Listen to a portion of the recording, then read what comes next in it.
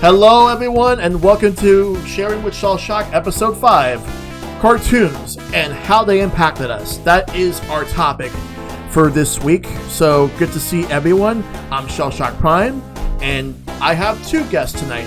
First, we have Marsy the Martian. Hi. And we have CTK. Hello. Alright, good to see you guys. Before we start, is the audio good for you guys? Yeah, I can hear you fine. Alright, cool. Seems good here? Yep, Yes? everything's good. Alright, I'm just gonna bump up the audio here for a bit. There we go. Okay, cool. So, tonight we're gonna talk about cartoons and how they impacted us, because we got a lot to talk about regarding cartoons. And the three of us have grown up with a lot of really awesome shows, awesome cartoons throughout the years. For me, like I have a lot of experience with it, but before I talk about myself, let's start with you, Marsy. What was your first experience with cartoons? My first experience with cartoons, I think, was the appeal of what a new cartoon was going to be.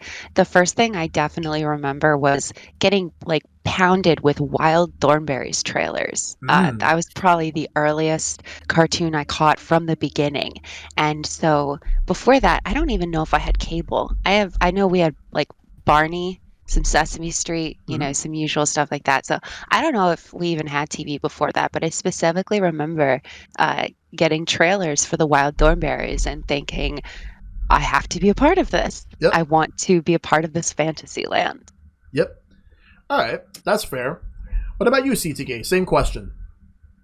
Yeah, cartoons have always been a huge form of my life. I had a lot of, I love a lot of in-depth cartoons, a lot of Saturday morning base syndicated weekday. And, like Marsy, I didn't grow up with cable. I actually didn't have cable until I think 97 or 98. So I used to have memories I couldn't watch Cartoon Network or Nickelodeon. So my uncle and my grandfather, they used to record VHS tapes of 6 hours worth of Nickelodeon Cartoon Network and be like, hey, here's a bunch of tapes to catch you up on what was in the 90s. Yeah. And I think I also did that also with South Park too.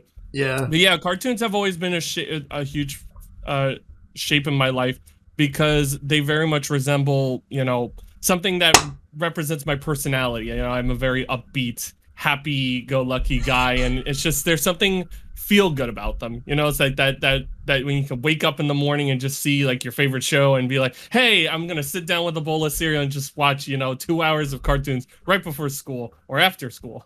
Mm-hmm. Yeah, definitely for me there was a lot of shows that I've grew up with, a lot of cartoons, because for me my experience dates is the earliest I can remember in terms of years was 1989, when I was about 2 or 3 years old, and I watched Nickelodeon even back then, but it was completely different from what it would become later on. Yeah, we had I believe, I don't remember if Eureka's Castle just premiered around that time or it was going to premiere, but I remember that was one of the earliest shows I've watched on there, and I remember there was stuff like Count Duckula, Danger Mouse, Inspector Gadgets, Heathcliff.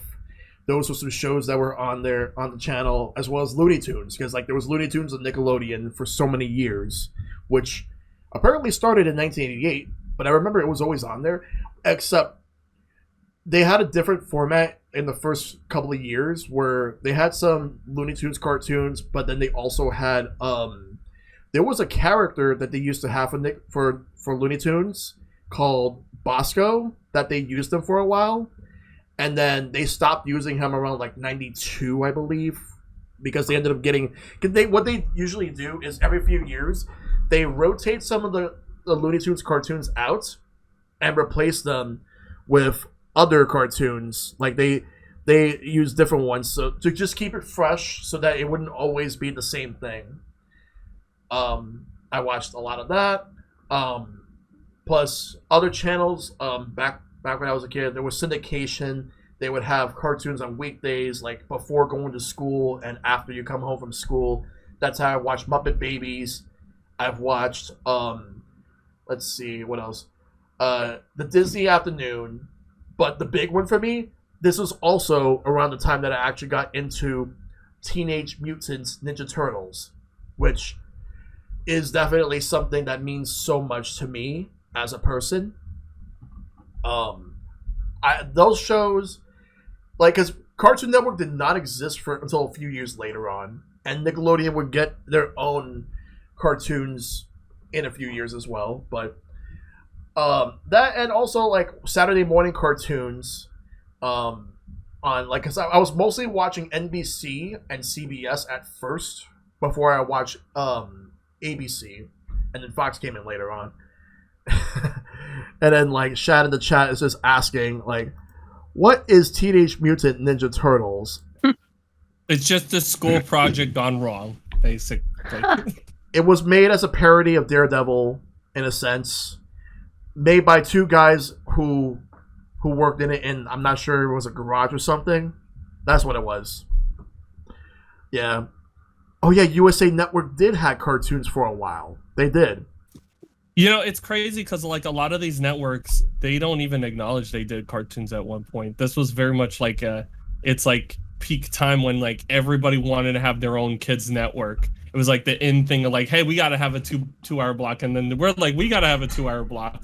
But the one thing I do remember, even before like 80s, around the time of like, I want to say maybe the 70s, late 70s, early 80s, the FCC started implementing more rules on children's programming. Yeah, because this idea that a lot of the cartoons back then weren't really educational. You know, they weren't bringing any real value into it. And, you know, I even think about like back with the Flintstones, you know, when they had the commercials with the Laramie cigarettes, which was a crazy thing. So yeah, they started having a rule where Saturday morning cartoons needed to have at least 3, I think it was like a certain amount of hours of educational content, or at least like something where you learn a lesson in them at the end of the episode. Yeah. So a lot of the networks didn't really like that. So like Fox Kids was a huge example. They would find loopholes around it. That's how they got around Power Rangers, because Power Rangers wasn't educational unless you wanted to learn, you know, the formality of martial arts and also teamwork. Teamwork. Yeah. Yeah.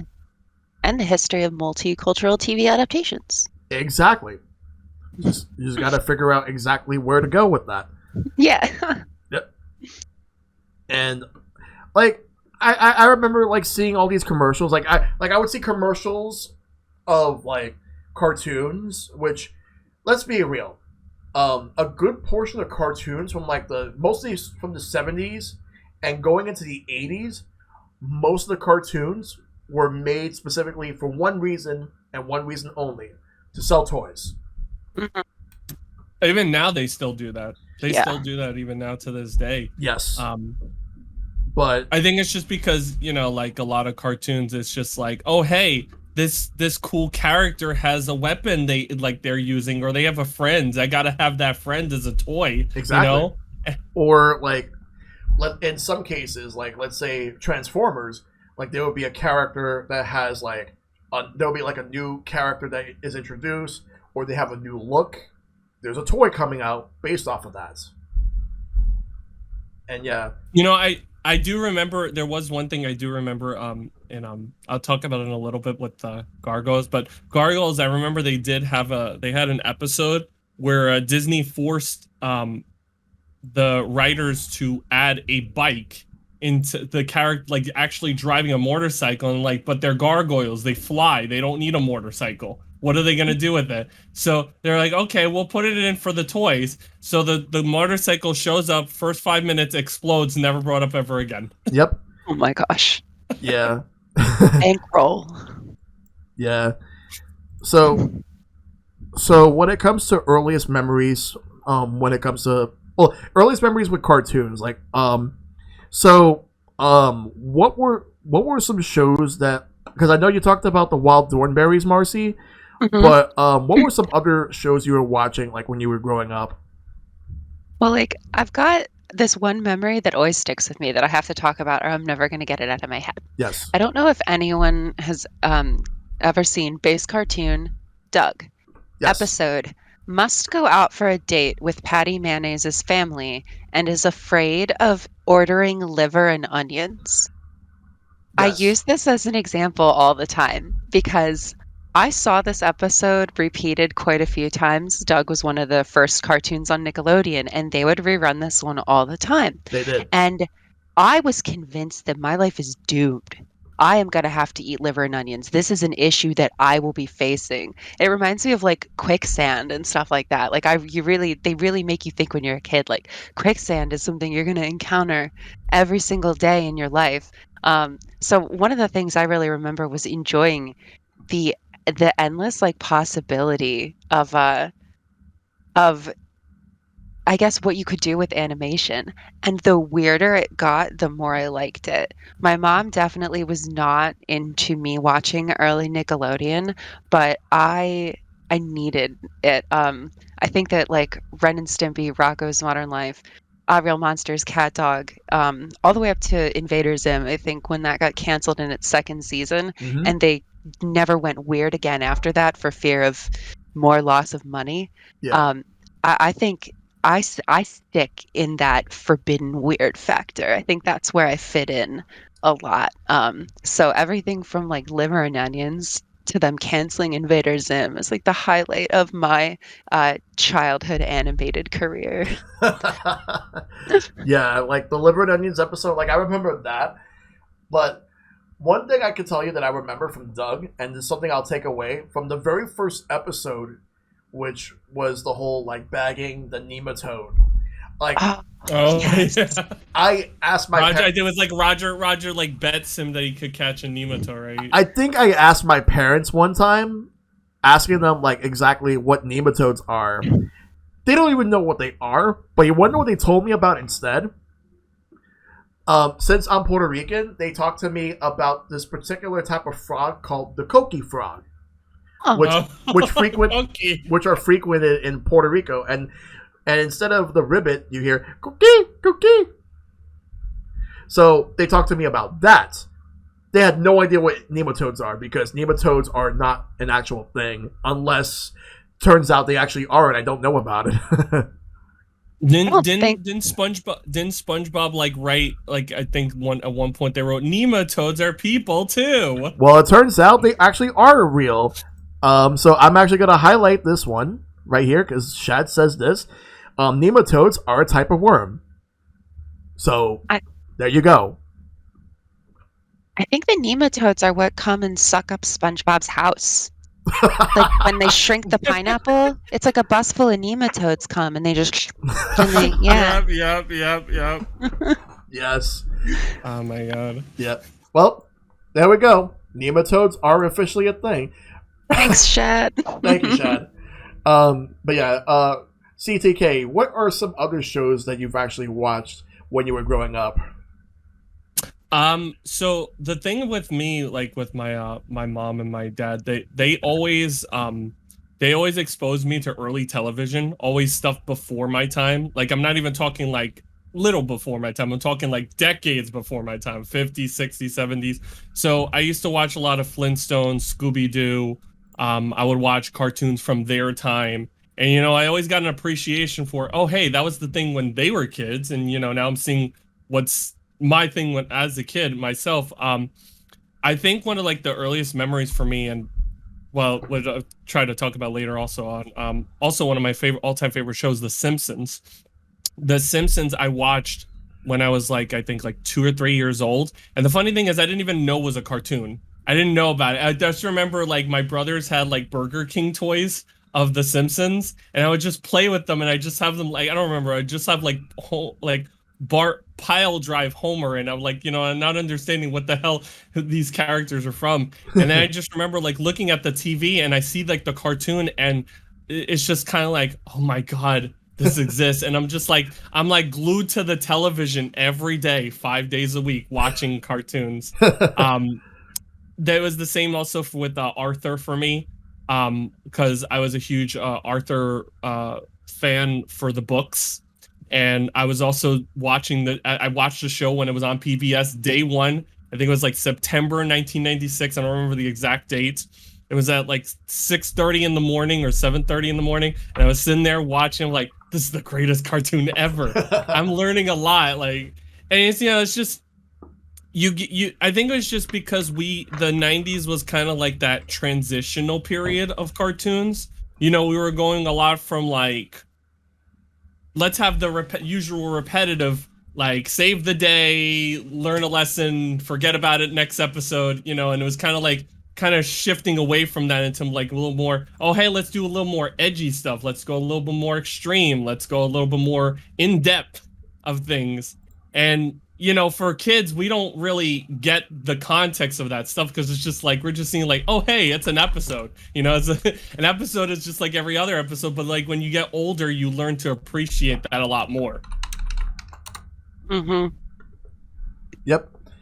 Yeah, there's a lot of shows I've appreciated growing up with how they handled certain situations and how they developed some of their characters in the long run. But there were also some good shows in which they have characters that have been deemed to be problematic in one way or another as time moves on. We just didn't see it at first because we were too young to understand them. But growing up, we do acknowledge that. Like, for example, going with The Simpsons, there was a character in particular who I liked growing up, and that's Apu. But over time, it got to the point where, like, I didn't really think about stereotypes growing up because when I was a kid, I didn't think anything of it, which is valid to think at the time. But as I got older, like, I realized, there are some stereotypes that I feel like could have been done without. And then there was a documentary, which I still got to watch, the problem with Apu. Where they actually talk about like how insensitive he is in regards to the like people who are Indian in terms of culture. And then for a while they took him out. Then they brought him. I think they brought him back with a different voice because like the voice actor Hank Azaria, who is white, he swore to not do the voice anymore after portraying him for more than 20-something years. I haven't really watched modern Simpsons to know if he actually been written out of the show or if he's voiced by a different character. But yeah, that's an example right there. Yeah. And we were just asked a question right now by Hito. So he asks, how do you feel about certain cartoons having lived their age? You mean, is it like when you say like lived their age as in like they still hold up to this day? Yeah, that's what I would like to know. Like, is that what you mean, Hito? Because if that was it, then there's shows that do hold up. Like when you watch them, like let's say a show from like the 80s or 90s that still holds up to this day. But then there's also characters that are like there's also shows in which that they have lived beyond like a certain time period where they probably overstayed their welcome. And for those, like for example, The Simpsons, I think The Simpsons should have ended a long time ago. But let's see. So Hito clarifies by saying like when certain themes are now taboo now. Does it make you reflect that this is not okay? Yeah. Yeah, for sure. I mean, you have to consider the time of when a lot of these shows were coming out. Yeah. Like, it was like we were kids. We didn't know that concept of the idea of like certain topics being taboo, because, you know, how could we? You know, it's just, we just see like, oh, characters and, you know, colorful characters just doing things. But like when you look at it now, it's like, yeah, because a lot of those shows, again, they came from its time, you know, and you watch like a 90s show that, you know, because one of the things I always remember like 90s shows was always about the extreme, the dark stuff. Yes. And like that was its time. 80s was more like the transitional period from like, you know, cheap animation to more toy driven. And 2000s also kind of did that too. You know, it was like we were going a little bit more adult about stuff. I don't know. I'd say it depends on the cartoon. and the context of like what they're trying to do. Like there's a lot of cartoons, unfortunately, that I feel like didn't age the way they were supposed to, that we would have watched them now as a kid. Yeah. Like back then as a kid. Oh yeah. Yeah, and like for example, there's like the show Static Shock. There's like 2 episodes in particular, but the one that like the first one that I'll bring up was the one where like I believe the best friend's name is Richie, who goes by the name of Gear in his superhero persona. He like as they're best friends, and the main character Virgil, Static Shock, because he's black and his best friend is white. And this is an episode that tackles on racism, because Virgil would invite Richie over all the time with no problems. But when Richie decides to finally invite Virgil over to his place, his father was not happy about that. And the reason for that is because his father is an actual racist. But when Virgil leaves because he overheard a conversation between the father and the mother, and he was upset. And then when Richie found out that like Virgil had to go, Richie was pissed off at his father for the racism, going as far as like just screaming at him and all that. And in the end of the episode, like Richie's father apologized, and it got to the point where like he ended up just not like just starting to understand that you can't really say some stuff. All right, so now for the next topic that I want to talk about is which channels did you guys spend the most time watching cartoons?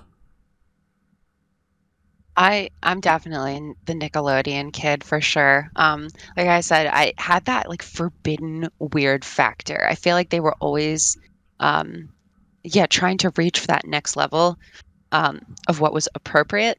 And I wasn't a bad kid. I wasn't like into really gross stuff in my real life. I very much was just like dolls and stickers and stuff. But I think it was what was forbidden and what I wasn't supposed to see that it was showing the odd me. factor. Yeah, like Disney was it had like too many happy endings. And Cartoon Network, I found at the time that I started watching cartoons, a lot of their female characters were very female. Like you had Dee Dee from Dexter in like the tutus. You had the Powerpuff Girls being badass, but they were badass with like squeaky voices, and they were small girls, and 2 of them were still very feminine. So I think Nickelodeon really nailed it for tomboys with me too, with like specifically Reggie Rocket, like Ginger Feltley, Liza. Yeah, so I was the Nickelodeon kid for sure. Yeah.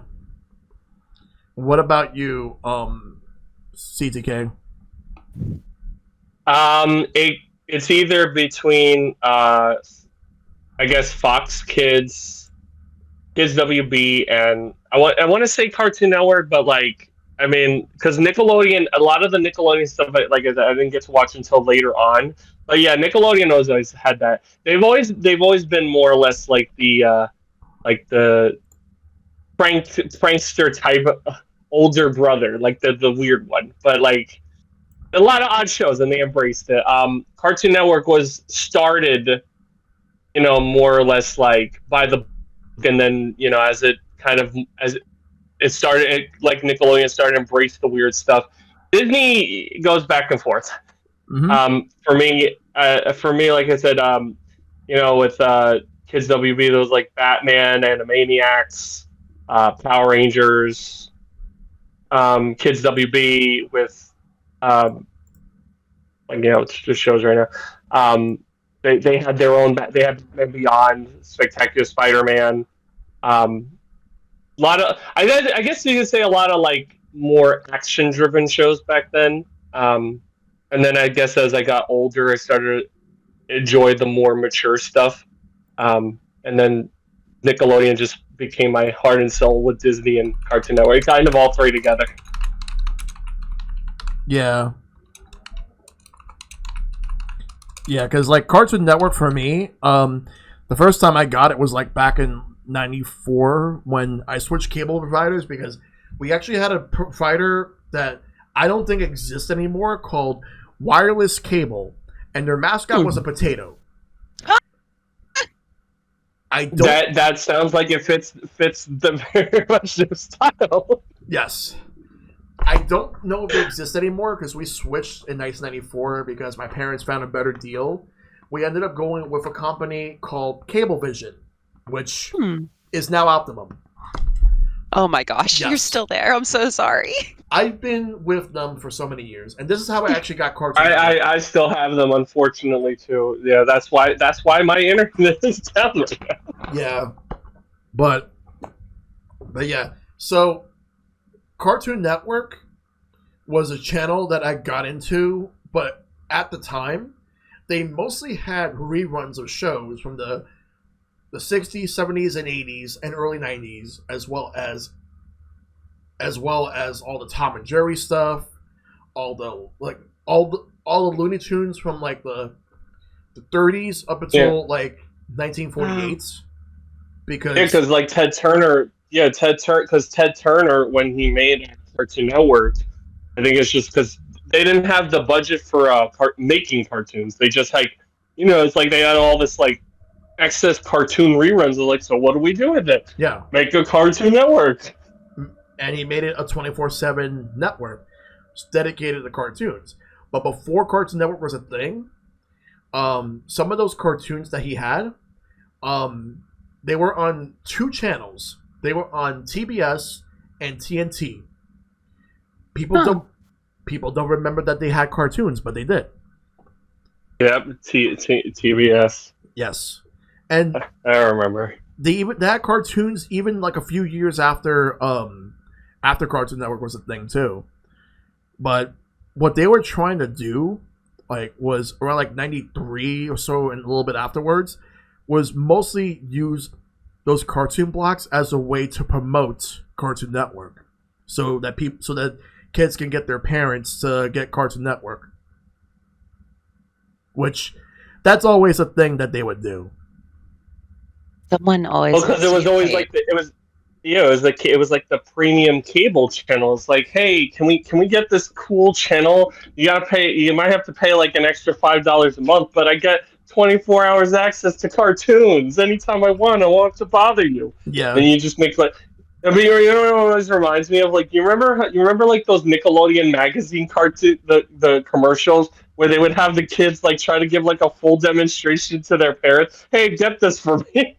Yep. Oh my gosh, those were bizarre. Thank you. They were. They had some of the most weirdest stuff, and it's like it was more of a supplemental like magazine to get your Nickelodeon fix when you don't watch Nickelodeon at the moment. That's something extra. You can just read the magazine, subscribe, and all that stuff. Mm-hmm. Though I never subscribed to that. The only magazines I've ever subscribed to, I have 1 year for Game Informer, but otherwise it was Nintendo Power. But that's it. Nice. But that's a whole different topic for a different day. Anyway, so another thing is that with Cartoon Network, to me, it started to become a lot more interesting around like 1995, because that's when they started the whole world premiere tunes, or what a cartoon, because they would have pilots for shows that would become like what the shows that made Cartoon Network what it was, like Dexter's Laboratory, Powerpuff Girls, Johnny Bravo, Cow and Chicken, Courage the Cowardly Dog. Those had pilots on there. And even a cartoon which was called Larry and Steve, which ended up being oh my god. It ended up being the basis of a popular television like animated sitcom. Now, which one of that is? Family Guy. No way. Seth MacFarlane made the show, or he made the pilot. He actually made two pilots. There was one that he made when he was in an art school, and then one with Cartoon Network Studios.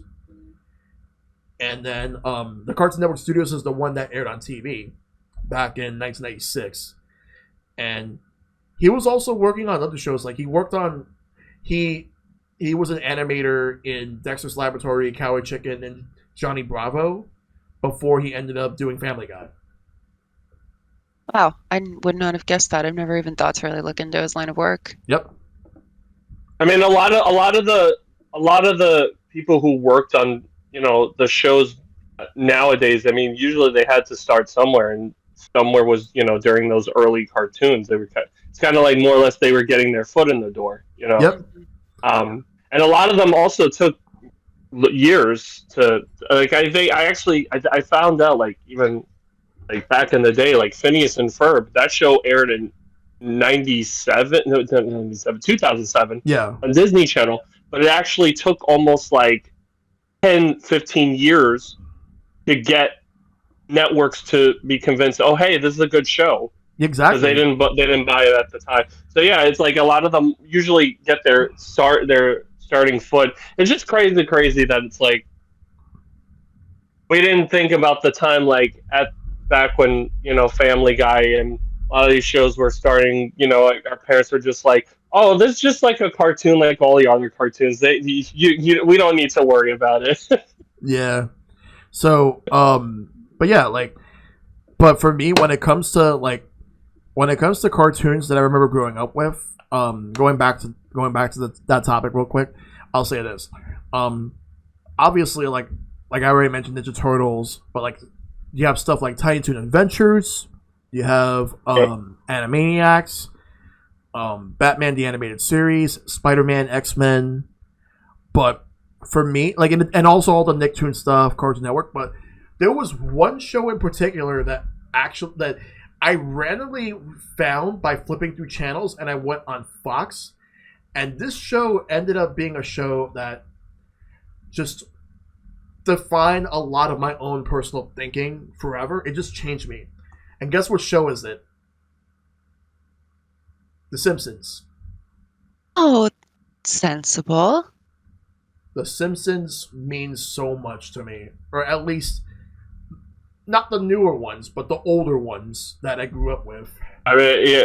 I mean, you and I both grew up like we were just like during like the golden era of The Simpsons. The best. It was like right when it was like at its huge prime, like when the jokes were fresh and new. Exactly. They had like it's like it was a cartoon a type of cartoon I've never thought I would ever see. But at the same time, I was very small. I was in kindergarten when I watched it. And they were doing a lot. They had a lot of things that, like certain jokes that just flew by right over me. Like I didn't really get it until I was older. Mm-hmm. But there were some moments where I've seen stuff that I would not see in Saturday morning cartoons, and just the way that they interacted, and I mainly just watched it because it was like, oh, cartoon at this hour. It was like 8 o'clock. It used to be on. First season was on Sundays, but then they moved to Thursdays for like 4 seasons. Yeah, it's in prime time. Yeah, prime time. And then season 6 they ended up moving back to Sundays, where it's been there ever since. But I used to always look forward to watching The Simpsons with my brother. We watched it a lot. Even played the arcade beat 'em up game, which was a lot of fun. Wasted a lot of quarters on that. But The Simpsons is really something that, like, to me, it transcends like all the Saturday morning cartoon stuff, Nickelodeon, Cartoon Network. For me, Simpsons was just like very high up. Arguably even more than Ninja Turtles for me. I mean, yeah, it was one of the first shows ever that I was so invested in it that I was like, this is one of my all-time favorite shows because I could watch it a million times and the jokes still feel funny, everything still feels fresh, and I still feel invested, in it. And I could understand from your perspective too, because it's just, again, it was a new type of show, like a lot of kids shows back then. It was meant for kids. It was not trying to more talk about the actual for kids, but like the idea that a lot of those shows were made for children to watch. There wasn't really anything from like a more mature adult perspective. and The Simpsons was kind of like that fulfillment. You know, it's like that the type of show that like kids could watch, adults could watch, family, like everybody in between, and still get the humor. They could still get it and still find it funny. Yeah. Yeah, and I feel like it also had that forbidden weirdness factor because they weren't trying to do the white picket fence family aside from it in numbers. Like it was your typical, father and mother and 3 kids. But like we talked about like Nickelodeon doing really weird and gross stuff, and while that was cool and I liked it, that was so beyond mature. Like that wasn't my parents didn't want me to not watch that because it was for older kids. It was just gross for gross sake. It was weird because they wanted it to be a weird fantasy land. The Simpsons got weird in a relatable way just because life was weird. And I thought that was really relatable because there were a lot of people, not a cartoon and not like a great example anymore, but Roseanne, the live show used to be like really impactful because it showed people in a low class environment. And I think The Simpsons did things like that too, not necessarily low class, but just really taking advantage of showing what the qualms are of like the typical American life. It gave us a reason to almost laugh at ourselves in a way, like with our families. Like we could all laugh at each other then. I think that might have taken the stress off a little bit of the 70s and the 80s coming out of the oppression of the 50s and the 60s. It was like it's the 90s and maybe we can finally laugh with our families. Yeah, that's exact. And I've always felt that was the end goal, even if that wasn't what they were going for. In the end, they achieved that goal, and they struck lightning with it to the point where the main character was supposed to be Homer, but after the first season, it got to the point where Bart ended up becoming the popular character, and then they ended up having to. So they had to swap episodes in certain orders just because of the fact that they wanted to start seasons off with a Bart episode as opposed to a Homer episode. But I think starting from like season 10, they shifted back to Homer and focused more on him. But, I mean, a lot of those old early season Simpsons episodes were weird. It was like Marge was the embarrassing one when it would normally be Homer and Bart, and Lisa would be the wise one when it was normally somebody else doing it. And they originally did not have merchandise in mind with The Simpsons, but of course, naturally, when a show becomes popular, of course it's going to have merchandise. Don't have a cow, man. And like all those toys, T-shirts, everything. They had like so many things that just it was just everywhere. Like The Simpsons was just everywhere. Like you could see like just one thing and you know it was there. I didn't really know that Bart even mattered in The Simpsons. I thought it was just a show about like the dad and stuff until they put him in the Butterfinger commercials that they would run on Nickelodeon. Yep. Yeah, I mean, because they were banking a lot on Bart since Bart was like the kid appeal. So that like, and they were just remember it was like back then it was like Bart's not a good influence, and there were just like a lot of angry parents like, why are you showing this kid who's being very rebellious and breaking all the rules? And that's not how children's shows are supposed to be. And it's like the showing for kids though. Yeah. Yep. Like if you wanted a kids show, you just go watch something that's at 4 p.m. Like this was a show that was meant for like more adults to understand. It didn't have to be just for kids. Yeah. So, which brings us to the next topic. Favorite cartoons. So, like, I know, like, we said some favorite cartoons, but we can go on and on about this one. That's actually just went into before Optimum did. I went into Tower Unite so I could take a picture of my favorite. You remember how I had like my favorite cartoons on the wall? Yeah. I made sure to take a picture just for this discussion. Oh yeah. Like favorite cartoon. Let's start with you, CTK, this time. Like you first. Okay. I don't want to take 4 hours, so I'm gonna try to do my best to condense them. So I've said The Simpsons. Avatar is also an all-time favorite one. Mm-hmm. Watched the show original show from start to finish 27 times. I've been counting. The only thing I have yet to do is actually meet the creators, which is still a dream of mine. Arthur is another one.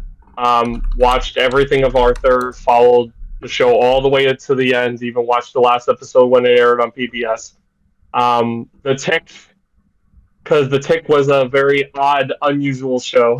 It's a weird one. I was always a fan. Like, I've always been a fan of superheroes, but I was always a fan of the odd, unorthodox superheroes. That's why The Tick was a favorite of mine. Another favorite of mine was Freakazoid. Yes. Freakazoid. I have like a couple here, with Batman, Superman, X-Men, Ninja Turtles. Although this one is more of a different take from Shell, because Shell loves the 80s one. I'm actually a huge fan of the 2003 Turtles, because I'm also a comic book fan of Ninja Turtles. So that one was more closer to the nittier, grittier Turtles, but still had like the lighter parts of it. Yeah. Gargoyles, another one, because that was a Disney show that was very not like the other ones. It's like you have a villain that basically somehow finds his way out of everything, and there's like continuous story arcs and character development.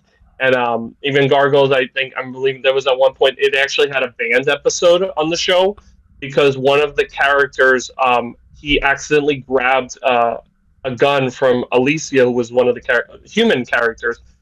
She was a police officer. He grabbed the gun thinking it was a toy, and he shot her, and she was bleeding on the floor. And this was a Disney cartoon, by the way. And they banned the episode until like they could re-edit it in a way that you can't tell it's the gun. And then they brought it back to Disney Plus. That same writer, Greg Weisman, who did Gargoyles, also made another favorite of mine, Spectacular Spider-Man. Oh, yeah. Great show. It's short. It's only 2 seasons, which still stings, but it favors less of like animation. It goes for more simplicity of animation in terms of more fluid fights, more story-driven arcs. Mm-hmm. What else? Darkwing Duck. Yes, good one. Darkwing Duck. Like a lot of you'll notice a pattern here. It's always the more the darker shows. Yeah. Young Justice, Samurai Jack, which I actually just watched. Funny enough, I actually didn't watch Samurai Jack when that first came out. I actually watched it like a couple of years ago, and I rewatched it when the game came out. I was like, no, this is a fucking good show. This is a good show. It's an example of a show when you don't need dialogue to tell a good story. You kind of let the scenes play for themselves, essentially. Yep. As far as more like lighter stuff, I loved The Critic. I know Matt Groening hates The Critic. I still love you, Matt Groening. I still love you. He hates that show. I loved The Critic. I love Futurama. Loved Clone High, Mission Hill, The Oblongs, Chowder. Mm-hmm. I'm Gravity Falls. I'm blanking out the name. Yes, Gravity Falls. But yeah, Gravity Falls. One show I will say, this one did not age well in terms of CGI, and I still don't care. I love it. I will defend it. I will fight for it for all my life. Reboot. Reboot was a show that is very much its time. It was the first ever CGI show. There had never been one before, even though VeggieTales was kind of around that time, but it wasn't a show. It was just kind of like VHS releases, whereas Reboot was a full show. And I remember like looking, I'm like, oh man, cool 3D graphics of Enzo and Bob, and they have to go into the GameCube, and it was called the GameCube to go and fight the user so they could basically stay alive for survival. And then the show got canceled by ABC because they didn't have faith in it. So it went to the WB. I think it was either the WB, and they basically changed everything up. The animation got a lot more fluid. show got a lot darker. They even made a joke about it where they had like these executives called the ABCs, and they had them like nagging about what they did, and then they get run over by a by a virtual bus. Yes. Basically, yay, we can do whatever we want now. Yeah. All right. That's my favorite shows. All Like I right. said, that's why I had a lot of them. You had a lot of good shows, and a lot of most of which I have seen that growing up. But now, Marsy, it is your turn to tell us what are your favorite cartoons growing up. All right. So like, as far as I'm concerned, I'm still growing up. So I'm doing a couple recent ones too. But when I was really young, I caught a little bit of Invader Zim early, and it got canceled before I even really got to find out what it was. So when I became an alternative teen, and my mom went and got a belly button piercing, she had no choice but to go into Hot Topic. And when I was in there, I said, that shirt has a little guy on it, and that little guy was on TV when I was a kid, and I need to know who that is. So this was probably, I was still pretty young. I was like 12 or 13 around this time, which I was pretty sheltered, so that was still like kind of Barbie doll age for me. But I loved space. I loved the fact that Tim was not communicating well with humans. I was not communicating well with humans. So many of the adults in the show were just absolutely bonkers, mindless. And I found that hilarious in a really dark way that I couldn't understand. Yeah. Like, I laughed at this show in my head. I laughed at other ones out loud. And so I think that made this funnier, but I wasn't sure why. But I went on and read all of Jonan Vasquez's comics and watched the rest of his animated works and just completely fell in love with the art style. And I hold it close to me today. So if anyone asks me what my absolute favorite animated work is, it's probably that. But I definitely say that as a whole, even though it only got 2 seasons on Nickelodeon. I think up to 4. I think. I mean, you can still a show can still hold a place in your heart even if it wasn't that long because it resonated. Yeah, exactly. Then I have a couple typical ones. Like, I think a lot of people could say that Hey Arnold was just a really good show.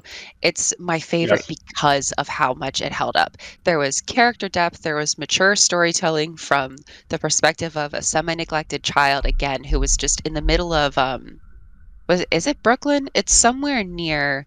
It's in New York. You know what's funny? And I was just looking that I was watching the Hey Arnold movie like 2 months ago, and I was trying to look up where are they? Where does Arnold live? Do you know? It turns out it's not in New York. It's not in New York. No, it isn't. No, it isn't. It's so well. Oh my gosh! Wow, it's so well rounded. It almost seemed like it must be. I thought it would have been in like Brooklyn. Yeah, like in the Bay. Yeah, no, because it looked very like East Coast like. No, I found out. No, it was a completely different state. And I was like, I've been tricked. Did they confirm where it was? I'm gonna have. I don't remember. Like, I just remember like looking it up, and they said they confirmed no, it's not in New York. Hey, I will take that. All right, so I rescind what I said about it being taking place in the middle of New York, but it definitely does take place in the middle of a place that, like New York, is this melting pot of different cultures. Like, almost every person in his school was a different race, and instead of just having the Asian girl, the black kid, they went into these storylines.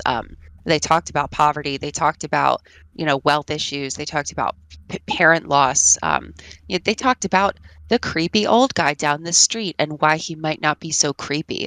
Really changed my perspective when I was a kid. And then, so that was mature me. Then there was like, I got to be a cool kid, right? You got to be cool in the 90s. Everything's radical and totally gnarly. And I loved Rocket Power. Reggie Rocket was she was my girl power movement in cargo shorts and flip-flops. I wanted to be as confident as she was. I wanted to be as athletic as she was.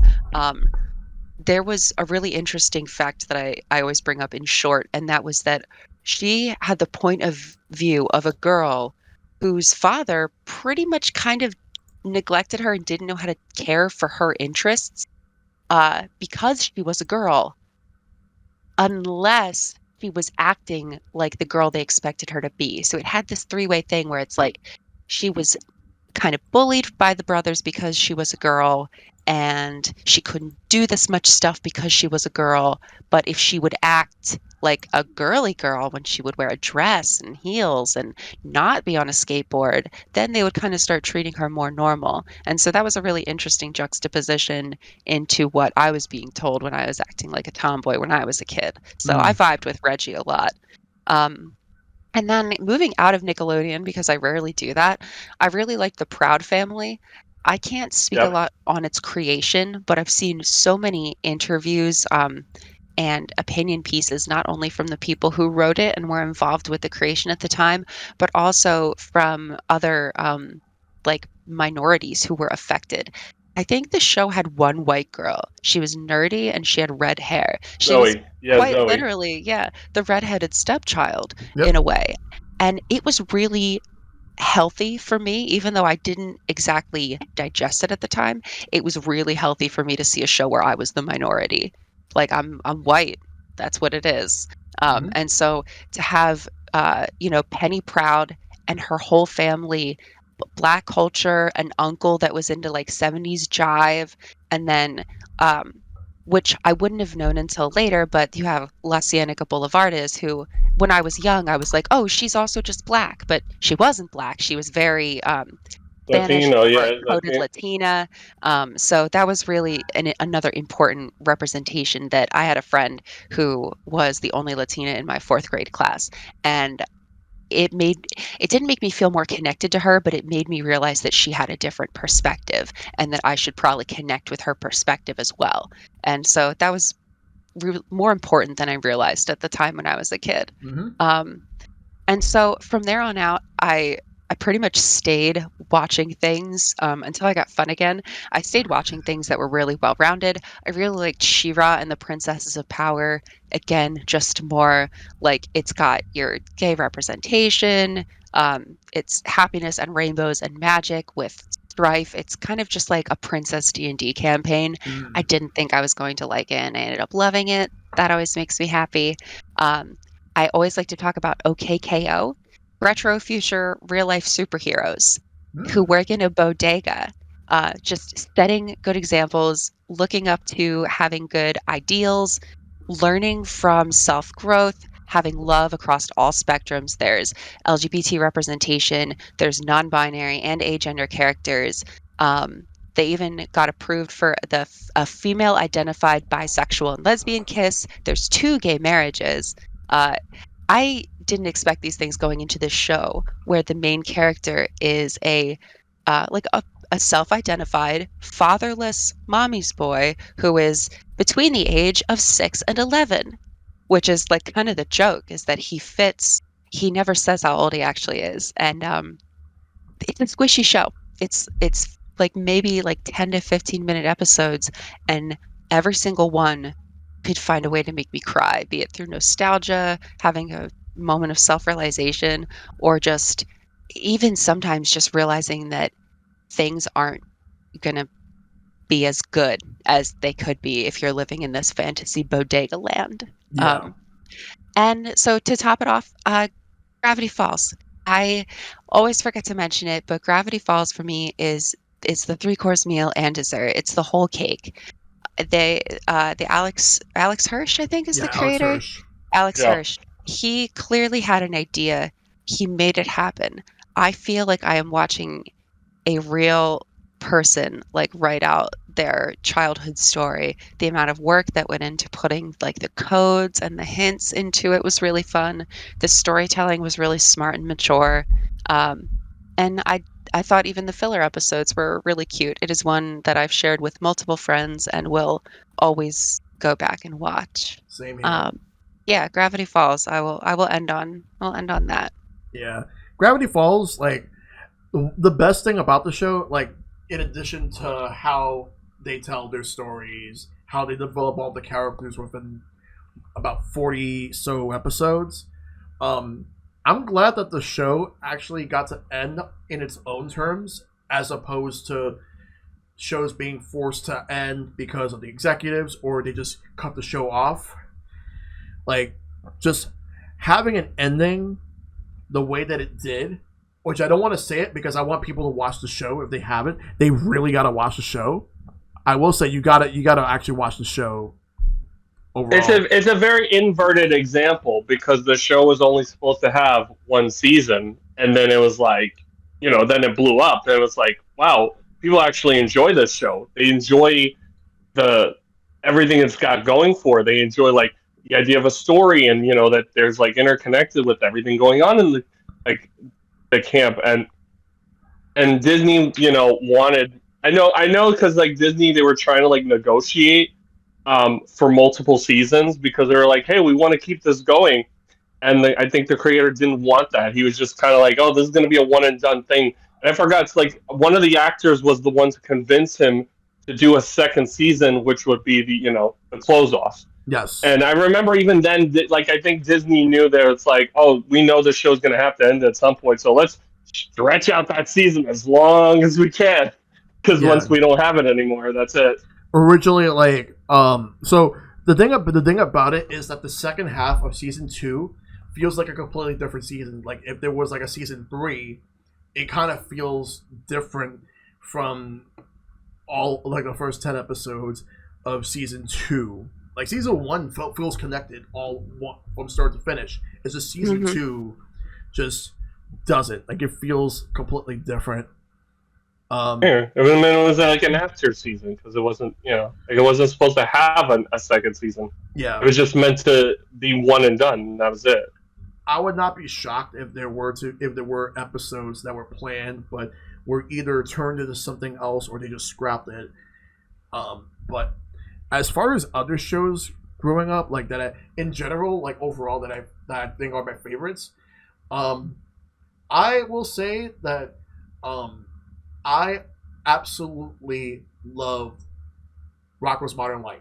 Like, of all the Nicktoons that has ever been made, Rocko's Modern Life sits on top as number 1 for me. Between the characters, the jokes, the setting, like my favorite character out of the main characters is Filbert. He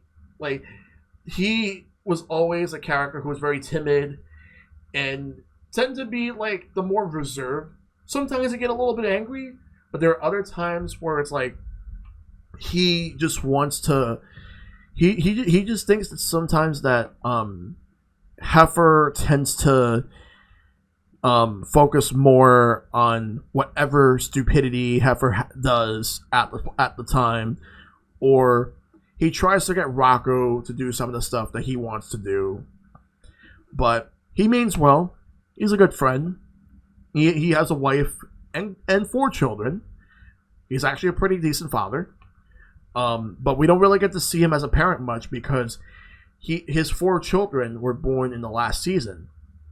So, and I still find it funny that one of the babies is actually like a baby version of Heifer. That I find funny. And there's a couple of episodes that I could just talk about Rocko all day. But one episode that comes to mind was the episode where it's a Filbert episode where Rocko and Heifer were at some sort of a Chinese restaurant, and then they all got fortune cookies. Rocko and Heifer got some good fortunes, but Filbert has one where it's bad luck and extreme misfortune will infest your pathetic soul for all eternity because oh my gosh. He was going to be in a contest where he had to spin a wheel, and if he gets it, he would get a brand new trailer. And they dubbed him as Mr. Lucky, but despite that, he got the bad luck from the fortune cookie, which haunted him for the entire episode. Like every bad luck trope, like black cats walking past you, going under like umbrellas and all that stuff, like ladders, broken mirrors and all that stuff. You name it, whatever type of bad luck trope they could come up with, it was part of the episode, and it would follow him everywhere. But there is a character on the show that whenever I talk about Rocko with people, I don't really get to hear this character brought up as much. There is a superhero named Really Big Man who is like super big, muscular, And he has this weird power where he puts a character's face right into his chest and look at the nipples of the future to look at the future. How did it get away with that stuff? How did they get away with this stuff? It wasn't a fever dream. I thought this was a fever dream. I didn't know this was real. It's real. It's 100% pure real. Like, Rocco used to get away with so much stuff that so much so that there was this fast food restaurant that they used to go to named Choky Chicken. I can't believe they actually named it that. Though in the last Yeah, I was gonna tell you. You know that they actually when I was playing on Nickelodeon Kart Races 2, they actually kept the Choky Chicken. They did. They did, which I was like, there was no way you would keep that in. It's like kids wouldn't get that. And they still. Here's the thing I want to bring up. In the last season of Rocco, at some point, they caught on to what it actually meant, and it got to the point where they renamed it from Choky Chicken to Chewy Chicken in the last season of Rocco. I can't believe they actually got away with that. I still always think about that one episode that was like, I think this was just like more of a small episode. There was the one, I think, where like, I forgot the dog, he fell in love with the mop. Oh my gosh. And he was so obsessed with the mop that Rocco took him to therapy, and then the therapist fell in love with the mop, and so the therapist took the mop into a closet, and it said "Do not disturb." Yeah. Like another good episode was when they went bowling, and it was Mr. Bighead, Mrs. Bighead, Heifer's mother, and then there was like this one woman that was with them. I don't remember who it was. Versus Rocco, Heifer, and Filbert in a bowling competition, and it was the finals of a tournament. And what happened was the original opponents dropped out. However, Mr. Bighead's team still needed to have an opponent. They were not going to give him the trophy by default. So what happened was Rocco was basically tricked into participating in the tournament with Heifer and Filbert, and not only that they participated in it, they won, but the episode, the best thing about that episode was the flashbacks to many years prior where a younger Mr. Bighead, who was, for whatever reason, a pro bowling player, it got to the point where he needed just one pin. So he purposely just threw one in one lane. He threw like a ball in the gutter, and then he just kept saying, "I don't need two balls to win this game." And then he bowled, and it was the most colossal choke he's ever had that haunted him for the rest of his life. And then Rocco and his team beat him because Mr. Bighead pissed off the rest of his teammates. They all left. So he pretended to be his wife just so that he can bowl. But then his wife just said, "Pardon me, I forgot my purse." Got disqualified, and Rocco's team won. That was a good episode. Yeah, that one's one of those classics that takes all those weird turns and comes right back to where it started. And you're like, wait, how did we get here? Exactly. Where did this come from? Exactly. Yes, turn your page, wash your hands. That was like from the second segment of the first episode. Rocco was definitely ahead of its time. It really was. But I can go on and on talking about Rocco, but there's other shows I do want to bring up. Yeah, what else? What else you got? All right, so like, of course, I grew up with the Marvel shows and a few DC shows, but I also grew up with some of the shows that CTK talked about and some of the shows that you've also talked about, Marsy. But I will say, though, that there was a show on Kids WB that lasted for one season and nobody ever remembers. It came out in '96. It was called Rovers. I guarantee very few people remember this show. I remember Rovers. It was basically a show with dogs as heroes. Aw. Yep. I wish it I was. was like, let me see if I can look up the. Yeah, no, I remember this show. Yeah, it was like they wore like metallic. It was like metallic armor, like uniforms, right? It was Yeah, like they would just. I just remember it was like they were dog. They were regular dogs, and then they would disguise as like dog superheroes. they were. Another show that I have actually watched a lot of as a kid, and this one I guarantee most people here don't remember it. Shoutouts to anyone in this chat that does remember the show I'm about to talk about. So to go with the popularity of Ninja Turtles, of course, other shows would want a piece of the pie. But there was a show on ABC where it takes place in like this like mutated western with cowboy cows, and it was called Wild West Cowboys of Moon Mesa, which was on ABC for 2 seasons, and that's practically what it was. Moon Mesa. Yeah. I never I'm would. trying to think of it. I don't think I remember that one. That's obscure. That one's getting looked up. It even had an arcade game made by Konami, and there was a game that came out a year prior that Konami made called Sunset Riders.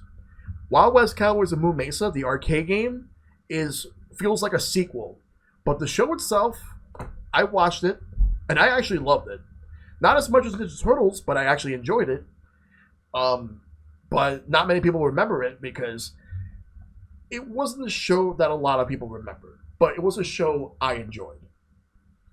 But speaking of ABC, there was another show that came out a year later, which got me to get a Sega Genesis.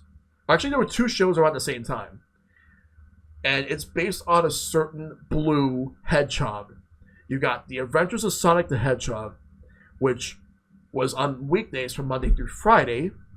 And then you have Sonic the Hedgehog on ABC, which people like to call Sonic Saturday, Saturday morning, which lasted for 2 seasons.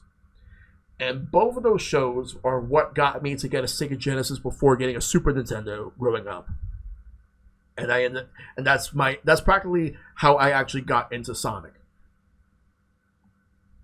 Great. Usually it's the other way around. Cartoon gets you into Yeah, I was gonna say because when the show was airing, I already had a Genesis and Sonic, and I just remember, oh god, that fucking cartoon with the 2 dumb robots under Robotnik, and every single weekday, one of them would be like a complete idiot that would cause the plot. That was the weekday cartoons. And then the weekend one was a lot more serious. Which I'm trying to remember because ABC had I remember the weekday one I think was syndicated, and the Saturday one I think was ABC. Yes. And then they canceled it in favor of, like, I think the other shows on the block. Yeah. Because I think they were going through that like transitional period where they were trying to get rid of like the cartoons, and I think like the president of ABC just didn't click with Saturday morning Sonic. He did not, no. And then you have, but here's the thing. I actually watched Super Mario Bros. Super Show when I was 3 years old before I ever played video games. Aw. I thought Mario was based on the cartoon. And it turns out, like, I was told that Mario is a video game series and the cartoon was based off the video games back when I was a little kid. I was mind blown, and then because I did have an NES as a kid, that was my first. But I did watch the Mario cartoon, and every Friday they would not give you a Mario cartoon, but instead they would give you The Legend of Zelda. Oh. Also, it was Captain N, right? Yeah, Captain N was on Saturday mornings on NBC for 3 seasons, and that show was not good at all. You have this teenager who was just playing video games on the NES, and he gets sucked into his TV as well as his dog, and they formed this team called the N Team, which has Pit from Kid Icarus, Simon Belmont from Castlevania, and Mega Man. And they have like this fictional princess character that guided them because they're trying to find her father. But in the second season, they added a new character that was that joined the team, a living Game Boy. System? What happened? Like the system? Yeah, the a living system. game. Oh, cool. Yeah, a giant Game Boy that talks. And the main villain is Mother Brain from Metroid, and her minions are the Eggplant Wizard from Kid Icarus, the King Hippo from Punch Out, and Dr. Wily from Mega Man. What a cast! And This very much sounds like a video game show. and like what you would expect of a video game cartoon. and the voice actor for Mother Brain is the late great Levi Stubbs, who is best known for voicing Audrey 2 in Little Shop of Horrors. Ah, nice. Yep. But yeah, Captain N was not a good show. But what was a good but what was a good show that I remember watching growing up, and I would say this is probably one of my favorites growing up. There was a show called Bobby's World on Fox. I showed that show to Mike, and he was like, "What is this?" He had never seen the show before, and I was like, "That's the show about old Howie Mandel Yeah, with hair." Howie Mandel when he had hair. When he had hair, yeah. Yeah, before the whole Deal No Deal stuff. That was his show because it was based off of like a character that he made for stand-up, and then Fox liked it to the point where they made a cartoon based off of it, and he played as Bobby as well as Bobby's father, who is more or less himself. And the show was really good.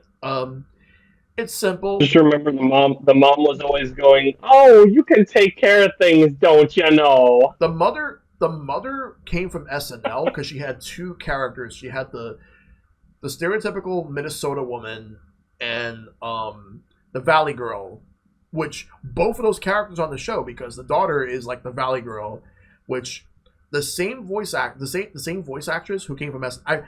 I think it's Gail. I forgot her. I can't pronounce her last name, but she was also in Tiny Toons. She was Shirley the Loon. Which, by the way, Tiny Toons is a great show. Oh, of course, Yeah. that's a classic. Yes. But as far as other cartoons, because like, if I had to think of like at least one more favorite cartoon that I absolutely loved growing up, I want to try to think of one that doesn't really get talked about as much, because obviously I can have easy conversations with the ones that we do talk about a lot. But if I had to think of one that doesn't actually get talked about, there was actually a show that I remember it being on Cartoon Network, and what I remember about it has the distinction of being the very first original cartoon before we had Dexter, before we had Johnny Bravo, Powerpuff Girls. It was called the Moxie Show. You cannot find clips of it anywhere in good quality, and most of it is lost media. I love that. And Yeah, I mean, a lot of those old shows, because they never reran them. You know, like it was just like kind of like a one and done. So you had to be lucky to get footage of it, or at least have it on VHS, so it could be preserved nowadays. Because most of these obscure shows now, they put them on YouTube because it's just like, you know, nobody's really going to know these shows unless you just happen to like just randomly stumble upon them when they aired. exactly, yeah, you just have to be lucky to find good quality like recordings of them, and they're not easy to get. That's the thing. They're not easy to find. You just have to find them. There's a lot of good shows that unfortunately nobody remembers. I was just thinking about what I was literally trying to remember the name of it. This is also my. Do you remember Bucky O'Hare? I've never actually watched the show. Oh my god. Okay, so this was my brother was the one that got me actually into this because he loved the cartoon. It was originally based on a comic book in the '80s, and then in like I think like '91 or '92 or '93, they made a cartoon for it, and it was only like 13 episodes. So it was literally like just obscure. It was just like one of those like who's gonna remember it? But it had such a huge cult following that there were I remember there were entire websites for back in the day where there was fan art and like you got to get figures and stories and all these things and let's get the creator back together all for a show that nobody remembers based on a comic book nobody remembers. Oh yeah, and then like yeah, that's the thing. Also, like that's the thing in general. Like there's shows that nobody seems to remember, but one thing that Silver brought up about Rocko's Modern Life that I do want to actually highlight is that, like they said that Rocko was truly ahead of his time with the material. I agree with this. And we got a really good one I want to bring up too. So this one comes from LOL Dial-Up. Bucky O'Hare is the first cartoon I remember. Furry Flash Gordon, pretty much. Yep. Yeah. Yeah, I had the action figures too. I never had them. But go ahead. I'm trying to remember. There was a show. There was another show. I'm trying to remember. It's like obscure. It was like a pirate show, and it had like a blonde-haired guy. I think it's like Pirates of the Dark Water. Pirates of Dark Water. Yeah. I was trying to remember the name of it because, like, while we're on the topic of obscure stuff. Yes, the sad part about that show is that it never finished. It only had 2 seasons. They had more planned. They never finished it. I always hate. It's like, can I at least see a script release? Can you at least tell me your ideas? I swear they were good. I hate when they get canceled early. Oh yeah. It's usually always the odd ones that get canceled because a lot of these shows don't really. A lot of them don't get to resonate with people who are just happily stumbling or watching across TV and they're just seeing like, what is this show? This doesn't look like any of the other shows I'm watching. It's like change channel. That's what it tends to happen with a lot of the shows. It's just they don't really find that audience because this was a time, like before internet, before we could just watch these shows now as like web series. Back then, it was like you had to just be lucky. Oh, hey, this show aired at 8 p.m. and if you didn't watch it, well, it's canceled. Yep. Although some shows sadly would get the boot anyway if they aired at Friday nights. That was always a sign, the Friday night death slot. Yeah. And in some cases, like some companies would have mandates on shows ending at a certain amount of episodes. Like Nickelodeon used to have one for 52 episodes, and Disney would have one for 65, regardless of whether or not like a show was popular. There have been exceptions. Like, for example, with Nickelodeon, SpongeBob, Rugrats, Fairly Odd Parents have more than 100 episodes, like way more. But sometimes they're the exception, not the rule. Mm-hmm. And it sucks because there's a lot of shows that felt like could last a lot longer. But then there's also cartoons that have lasted too long to the point where they've overstayed their welcome, like The Simpsons. Yeah, I've heard that. Yeah. And the thing about it is that even with our favorite cartoons, like some of them lasted a little bit longer than they should to the point where the last few seasons were nowhere near as good as the first few. Like Powerpuff Girls is an example. The first 4 seasons of Powerpuff Girls were amazing. Then the movie came out. I still haven't seen the movie, but I've heard mixed things about it. But the last 2 seasons, for some reason, just doesn't feel right. It just felt off. That they don't feel anywhere near as good as the first 4 seasons at all. But I think it was because they switched out. Well, it's like kind of like with Dexter, they switched out writers. yeah, Because like they it was kind of like the shift in.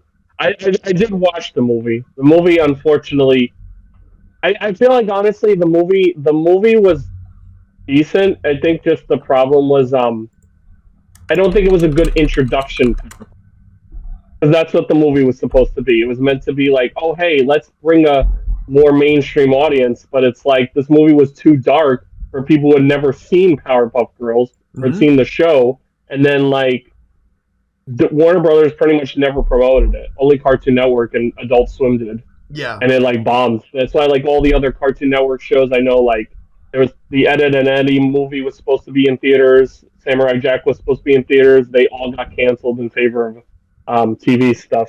yeah.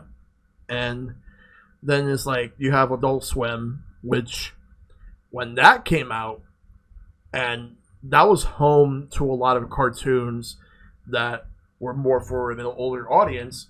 And I remember at first, some of these shows were either shows that were canceled but got revived, or they just aired reruns. Like I would see Mission Hill on there, The Oblongs, Yep. Home Movies. Mhm. Those shows were on there. But there were a couple of things that actually that Adult Swim did that actually rejuvenated life into many other shows. Like Family Guy was definitely a prime example. Like reruns of Family Guy rejuvenated the show to the point where it got renewed popularity, and then the show got renewed for season 4, and it's been going on ever since. Yeah. Yeah. And also, another thing I want to bring up is that it also has like its own anime block that had Yu Yu Hakusho, Big O, Cowboy Bebop, Trigun, and so much around that time every Saturday night, which now they have Toonami on Saturday nights, and there will be a show on Toonami for sharing with Shellshock in a few weeks, so look forward to that. Yeah. Anyway, but Adult Swim definitely did a whole lot of good. And you also had original shows like C Lab 2021, I believe. And of course, Aqua Teen Hunger Force. Oh yeah, absolutely. Which- That's a classic. Which originally it was just the characters supposed to be superheroes, but that's not what the original vision of the show was. It was just Adult Swim wanted them to become superheroes, but what they really wanted to do was have the characters just chill, just do their own thing, hang out and all that. That's it. Yeah. It's okay to be a super zero. And there was a controversy with the show around the time that they were promoting the movie. I believe there was some sort of a bomb scare somewhere. I think it was The bomb, yeah. The movie, yeah, I because I remember that. Yeah, so around the time when they were promoting the movie, this was like 2007. Yeah, 2007. They had like a promotion where I don't remember like the 8-bit aliens. I don't remember what they were called. But basically they had a promotion where they had like little like neat little lights around them, like that showcases their character, and they had them plastered all over like different states. Mm-hmm. And so when they got to Boston, they mistook it as a bomb.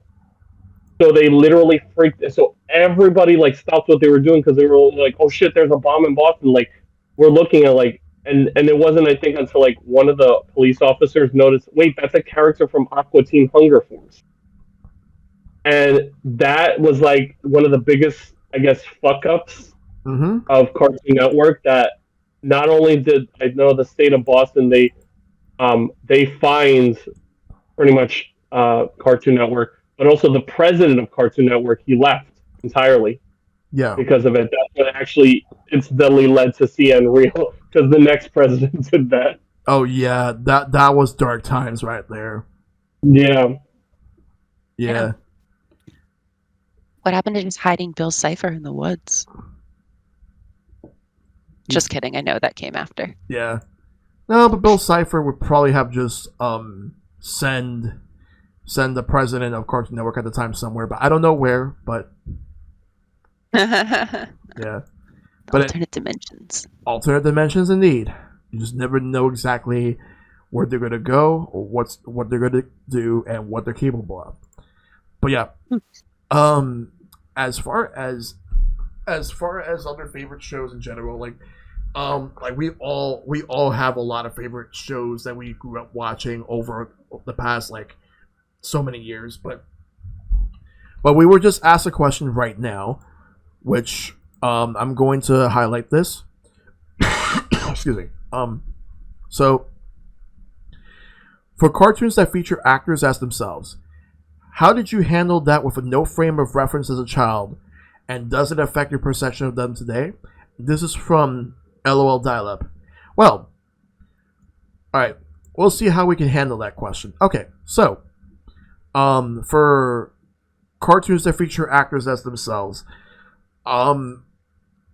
let's see.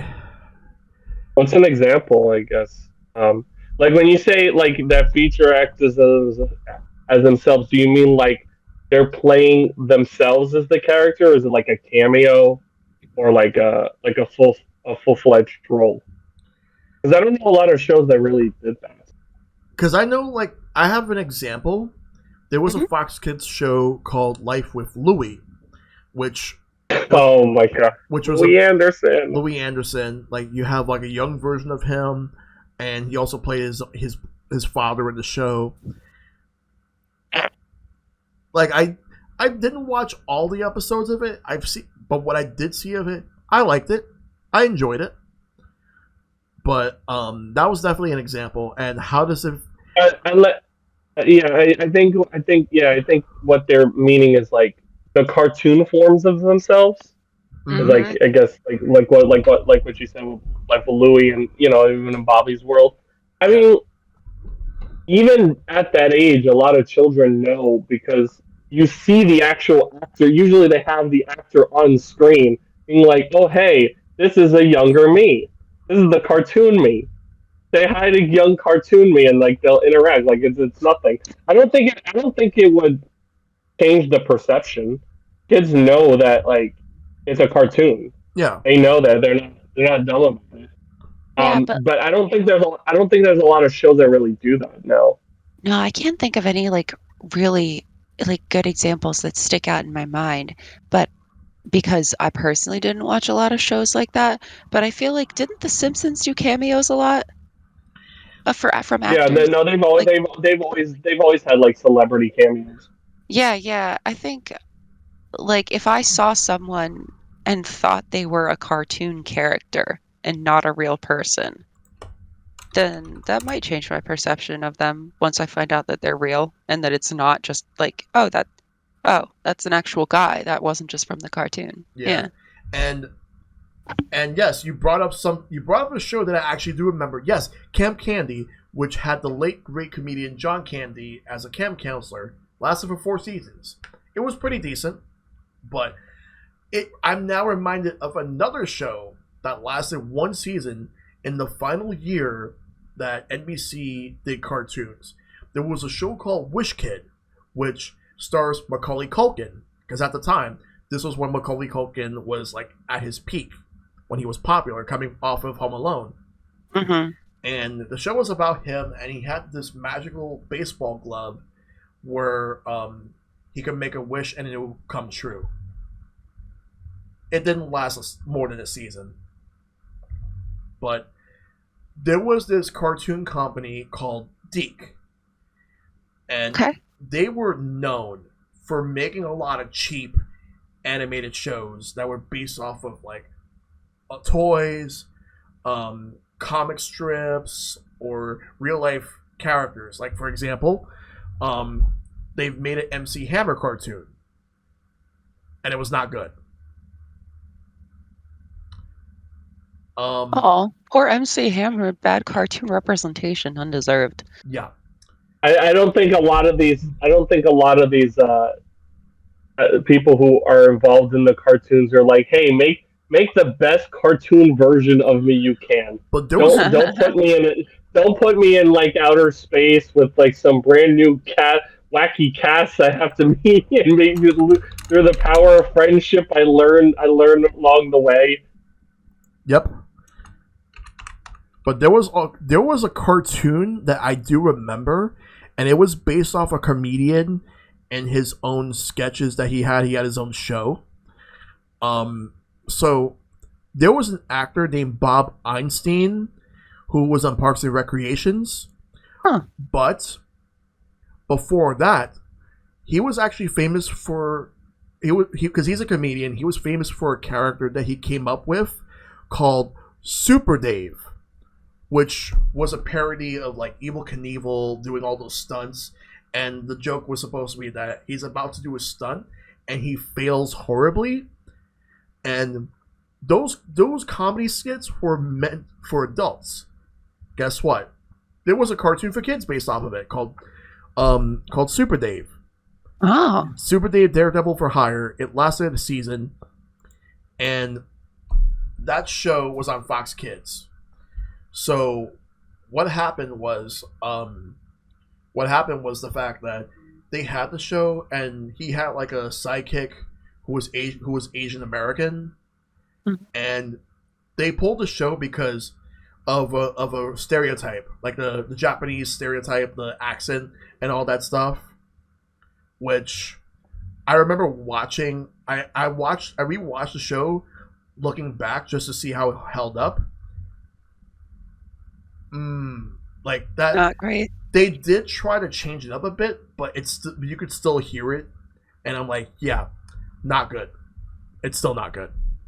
Yeah, it's safe to say just completely ditch it at that point. Yeah, so it got canceled after one season, though they did 2 years later make a special, but that was about it. But yeah, there was definitely a couple of other cartoons in general, but those were some examples of cartoons based off a real life celebrity, like an actor, actress, and all that.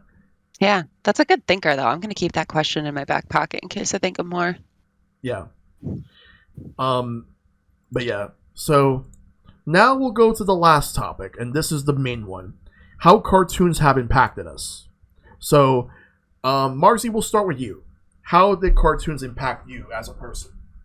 I think it's been a huge part of forming my moral standards and providing a point of view that I wouldn't have otherwise had because of how much my parents tried to shelter me from the real world.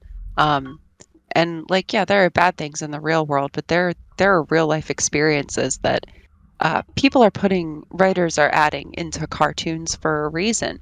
We talked about Hey Arnold, one show, like per episode, though, out of the after school program era, they were still doing one important lesson per show. Again, like found family, inner city youth, class barrier, kid cruelty, cultural differences.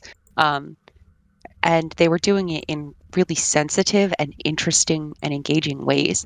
And so things like that, and the similar with like As Told by Ginger, there's this maturity aspect. Even though it's a show for kids, you can't you don't want the kid to grow out of it that fast. You don't want to only market it to 8-year-olds. You have to have it work across the spectrum. So I think that having it told from a point of maturity can actually help. I saw Hey Arnold for a while as like, oh, he's older than me. He was in 4th grade the whole time. I don't know when Hey Arnold got older than me, but he acted like it. He was really mature.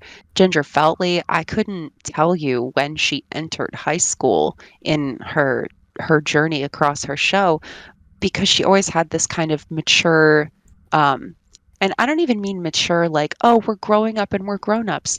I just mean have gone through, like expressing experience. All of these shows were told through these kids' experiences through these adult writers. And I think that can give you more adult perspective and kind of make you grow up and see things a little bit more clearly than if you are immersed only in fantasy and not these realistic things. But then there's also things like Invader Zim, which is just like, hey, now I am an unapologetically weird person who will change for absolutely nobody and like pretends I'm from space half the time. So there's also this like accepting thing where it's like, yeah, I could have spent a lot less time watching garbage television, but I am in the moment as like a 30-year-old person glad that it's connected me with so many other people who escaped some sort of real world woes with the fantasy land of animation. And Yeah. that's really the biggest impact that it has had on me. That's very good. All right. CTK. When I think of that, like how it resonated, I think it's just, we all came from a time when I think it was just like cartoons were never taken seriously. There was never a time when you could like look at a cartoon, before during like our parents' time and think, oh hey, we can have all these mature in depth stories like that didn't exist back then. It was just like, you had plot A, B, C resolved, move on to the next episode. And so there's always the stigma that because of that, children's programming can't grow up. It can't get better. It can't improve because, hey, it's meant to be for kids. And I think it's just around that time, like even when you said like with Hey Arnold, I want to say like maybe like mid 90s, that a lot of these adults were talking more in that perspective of from their own children's perspective. Like, how come we don't have cartoons like that? How come we don't have cartoons where kids do understand the situation? They understand, they know how to resolve things, but they're also not perfect about it. They learn from that experience and they don't forget it the next episode. They continue that on. As Told by Ginger to me was a perfect example of that because that was a show that didn't go by status quo. It always continued each episode one after another, and it had a very unusual approach to it because the kids did age every season, which is very unusual in children's cartoon. They always usually just stay the same age, and maybe the kids grow up who voices grow up, but they'll always stay like they didn't do that with that show. And and I think about like that even that time, like that's what Avatar, even like Avatar was to me with a show like that, where it was like this is something different, it's something fresh and new, and this is something I think kids would understand. Like I think what I'm trying to say is you don't have to dumb down the writing and animation for children to get it. I think children can understand it if you tell it in the way that doesn't make it feel stupid. Yeah. Exactly. Mm-hmm. And I totally agree with that 100%. So well said. Yeah, I agree with both of you.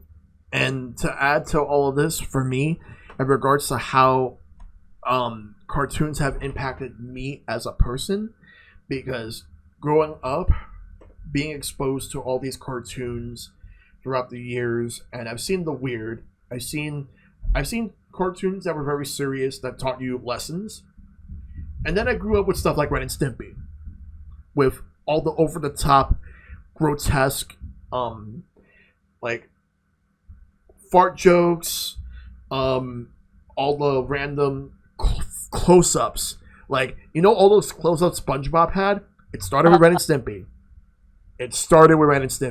But yes, I grew up with like all the weird stuff. I grew up with a bunch of really good action shows that were like superhero does this, save the day, and all that stuff. But sometimes some superheroes may fail once in a while. They may actually fail. I grew up with that too, learning lessons. I've learned lessons about like so many different topics that are still relevant even to this day. Like, for example, just like empathy, being there for your friends when you really need to, learning about like teaching kids about racism, teaching kids about why it's not okay to use like weapons, bullying, child neglect by parents, so many of these big topics that they actually put into episodes and teach kids. Sometimes they don't even actually focus on those plot points, but it's there, and then the people would see it, and then like they would grow some of the plot points so that eventually kids would see like that, oh, so like for example, Helga's parents are terrible because they neglect her, and that's why she is who she is. That's why she always bother like Arnold and other characters. That's also why like because they were super like focused on their other daughter, Olga, who was perfect in almost every way. Though there were times where she was shown that sometimes she's not as perfect as she seems. But that's the thing. We're taught these lessons that there are people who are not always what they seem. We learn different lessons along the way. And it's not about it's not about the fact that they teach us these lessons, it's how they do it. Some shows do it well, and others not so much. They mean well, but it's a matter of the heart being in the right place. But for me, I've learned so much over the years with cartoons, so many great shows overall, and they impacted me by like learning just accept myself for who I am and be proud of myself. And because I will say there were times where I didn't have a lot of friends growing up, and I used to get bullied a lot, but cartoons were definitely there for me. They helped me a lot. And it's why I value animation so much right now. And this is something that I feel like more people should take seriously. And like all these shows, I just absolutely will always be thankful for how much they've helped me over the years. Good times and bad. Yeah, I don't think I'll ever push forward that narrative of like TV bad anymore. Like, no, just TV in moderation and animation, a very valid form of storytelling, a very valid form of expressing your experience. Yes. It's very valid. And not only that, but also all those phases people would have where they say they grow out of cartoons. Let's be real. No, you didn't. You always I never grew out of it. I fully embrace it. Exactly. And there are people who claim they grew out of it, but let's be real. They'll be back. It's like, especially like with all those bumper commercials. Trying to force yourself to grow out of it implies that you feel like you have to grow up so fast when it's like, there isn't a need to grow up so fast. You're still learning as you're growing up. Exactly. Just continue. There's no rush to that. Just continue to be yourself. And if other people judge you based on what you like, that's on them, not on you. And also, Zycrul brings up this. As Told by Ginger was one of the most adult-oriented kids shows there was. Yes, I can totally tell you that.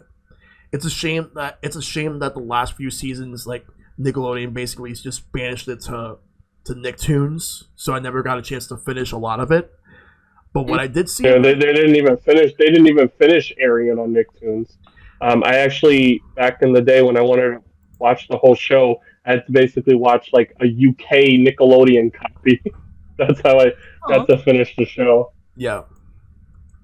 But what I did see of it, good, really good. Yeah, absolutely. Yeah, I honestly feel like of all the shows that Klasky Supo made, I honestly feel that As Told by Ginger is probably like one of their best shows. Mm-hmm. Didn't the characters change outfits every episode too? But they would go back and repeat, almost like they had a wardrobe. Yes, that was one of the first times I'd ever seen that. No, they did. They had I know they had like a set of clothes, and then like somewhere between like I don't remember season 2 or 3, they basically got a whole new wardrobe. Yeah, so they didn't repeat the same clothes. They would change hairstyles even. Like Macy would get a little hair clip sometimes. Yeah. So that's just really it. Like, cartoons have definitely impacted us in more ways than one. Just growing up, watching a lot of them overall. It's like when you first watch it, you don't think anything of it other than just wanted to watch a show to enjoy. but the more you watch it and the more you get invested in it, they'll definitely give you some good stuff you would never think to see in these shows, in these cartoons. So I'm honestly just thrilled to have discussed cartoons with you guys for about like nearly 2 hours. Always. I love it. Every time. Yeah, so I have to thank the both of you, CTK, Marsy, once again. Thank you so much for being a part of this. You're so welcome. Sorry. Thank you for hosting us. I love talking about cartoons with you. Yeah. Yep. So before we sign off, let's start with you, CTK. Where can we find you? You can find me on Twitter and Instagram under CTK Plays and TikTok under CTK Plays 90. Yep. Marsy? Oh, I'll be hanging out across a bunch of Discords of our local friend group, and then also you can find me on Twitch at twitch.tv/MarsyTheMartian. I'm on Twitter. I don't use it. Don't go there. Yeah. Well, yeah. So that about does it for sharing with Shellshock. Thanks again for tuning in. It's another great episode. And I'll see you guys soon. Bye now.